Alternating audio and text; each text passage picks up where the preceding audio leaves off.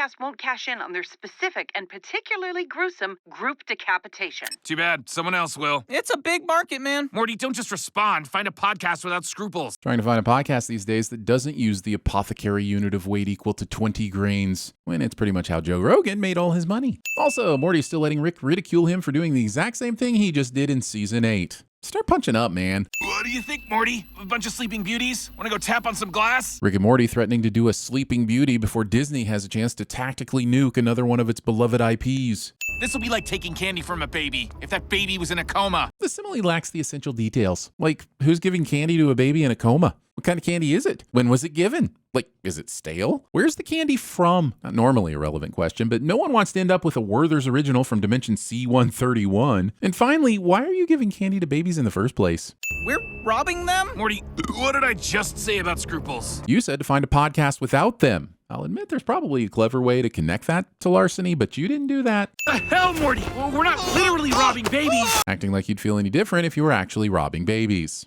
Also, this is a space arc containing a civilization of people looking for a new world. There are absolutely babies on this ship that you are by proxy robbing. Look what you did. They're counting down even faster. Ticking clocks that are so arbitrary, their countdown doesn't even pretend to be tied to space-time. Now go find that other pod with a dead guy in it. Our two main characters, who have conveniently stumbled upon a cryo ship, conveniently find two conveniently empty cryopods that they can conveniently jump into when they conveniently fumble the convenient coal heist. Bridge of a spaceship looks like it was directly lifted from Star Trek. Cliché.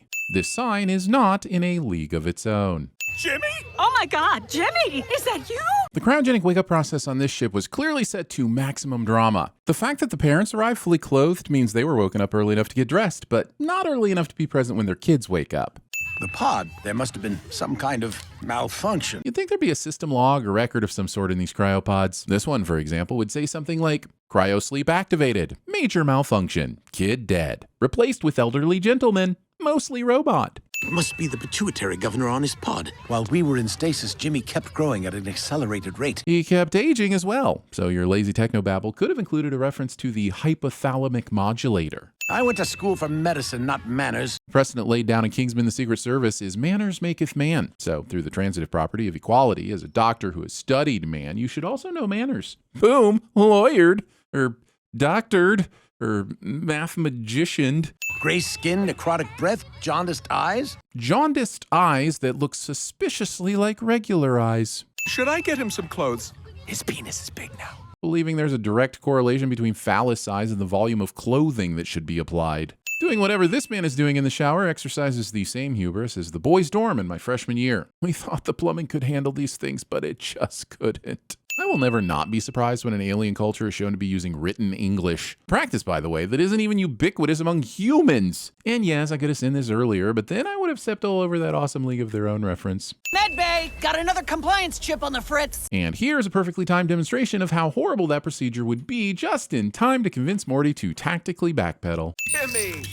There you are! For some reason, Rick believes that throwing an incriminating lockpicking device off screen is the same as throwing it out of sight of the people right in front of him. Son, it's important to us that you're recognized as a man in the eyes of God. Pretty sure God already made me a man. Assuming religion requires logic. Tomorrow night, we're holding your Constellatio Celebration. There are very few people in the world who I would consent to holding my Constellatio Celebratio, and my parents are not on that list. Let's get you a big lollipop and dress you like a little sailor. I mean, are these just humans with pointy ears? I'm no Darwinistician, but I feel like parallel evolution shouldn't extend to cute sailor suits and stereotypical lollipops. Oh, how much is there? They've only been awake for 5 hours. Assuming it's all and not a cocktail of all the bodily extrusions that one might want to, extrude upon exiting hibernation. Tastes like lumpy piss.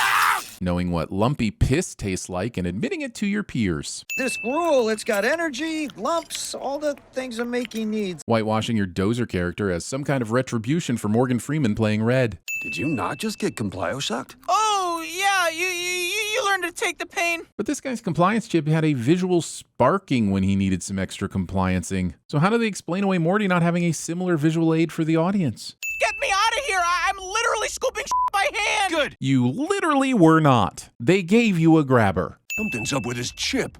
He don't got one! But he does have an unexplained bald spot where the chip would be for reasons.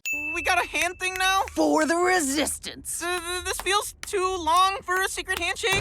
Ah! The fact that you appear to be nailing a secret handshake that you've never seen before probably means it's not a very good secret handshake. That's how you pick a nit, Morttholomew.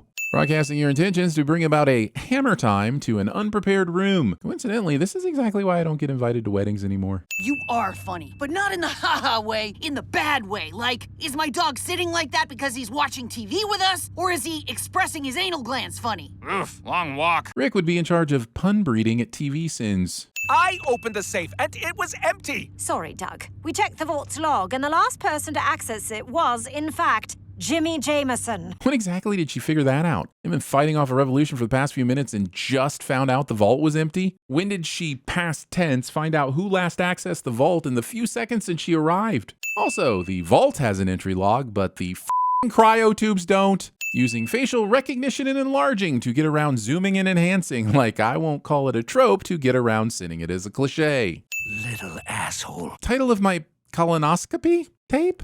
Space race, Morty! Let's go! Things will now devolve into a discount rat race, for which I struggle to find a reason to remain invested. For all intents and purposes, this episode is ended. And yes, Rat Race is the only movie to ever do this kind of thing, so you can stop with your mad comments. Gonna pay off med school, baby! Go! Time of death is now! Finding magical extra gears to punctuate your sick burns when you should already be racing at top speed. I never believed in God. I do believe in God. I do believe in God. This probably works. Hey, turn up the TV. A massive space race is underway, apparently chasing down a large fortune of stolen money. The plot owes a great deal to this alien's uncanny curiosity about news position. Tim, I'm here at the scene where I'm gonna be rich. I quit. It's going to be extremely awkward when this guy has to ask for his job back after losing the race. You know, since everyone overtook him while he was needlessly waiting to quit on live TV for the lulz. I won't play this song about a man being alone with pennies and touching them because I don't think it's worth it. Think he found a shortcut? Nope, he's just nuts. Or, hear me out, the episode introduced a situation where a giant ship was crashing into everything because it looked cool, and then it realized how completely unnecessary it was for the story, so they had to make a left turn out of our lives. Why is this old dude wearing my Constellatio suit? Better question, why does your Constellatio suit fit that old dude? I'd hold on to something, Rick. Character opens the airlock and risks killing themselves and everyone else, cliché. All our wealth. It's gone. Floating in space doesn't count as gone, and the next few minutes will prove that to be true. There was no reason for this line of dialogue to happen. All available evidence suggests that space has forgotten how space works in this episode. You can choose your friends, but you can't choose your family. But I am family, and you did choose me. I see no evidence that he chose you versus you being the path of least resistance. Oh, Jesus, you dumb monkey. Trying to argue creationism and evolution in the same sentence.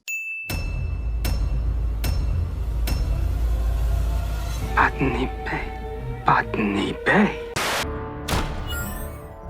Here they are, out among the stars, waiting to begin a new life. Ready to outsit eternity. They're indomitable. I'm fine with taking candy from a baby. But I hate baseball cards. Hope my shroud still works. Swing. This gruel, it's got energy, lumps, all the things a makey needs. Everything the buddy needs. Morty, great news. It's all going as planned. And how was flirting part of the plan? I'm driving the ship. We need to put some hold-on maneuvers.